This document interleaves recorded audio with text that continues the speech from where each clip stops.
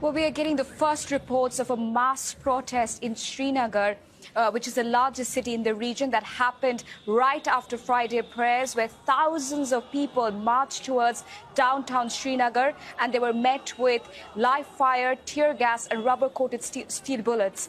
We understand that there have been some injuries. Some of them sustained pellet injuries, and they are admitted in Srinagar's largest hospital. Now, there have been sporadic protests in the last few days, ever since the government of India here in New Delhi decided to revoke Article 370 and strip the region of its economy and divide the region into two separate federally administered territories. There's a lot of discontent and anger among the people in parts of Indian-administered Kashmir, which is under severe communication blackout, and also severe restrictions have been put in place.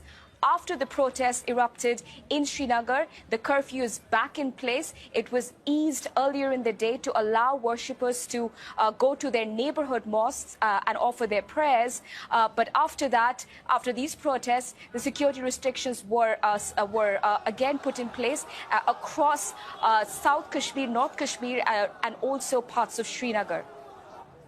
What's the word now on restrictions?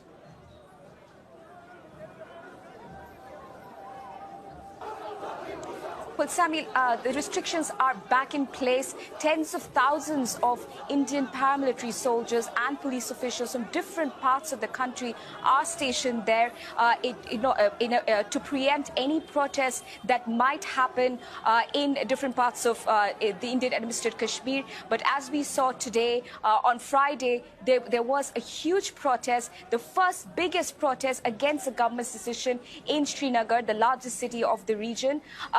The shops are still closed. People still don't have access to food and medicines. A curfew is still in place. Telephone lines are still blocked. Internet is still not working. People are queuing up in front of government offices and airports, the only few places where some phone lines are working, to speak to people outside in the Indian-administered Kashmir to let them know that they are fine, or to tell them about their well-being. So the situation is extremely volatile right now in parts of the Indian-administered Kashmir. Sami? All right, we'll leave it there. Thanks so much, Priyanka Gupta.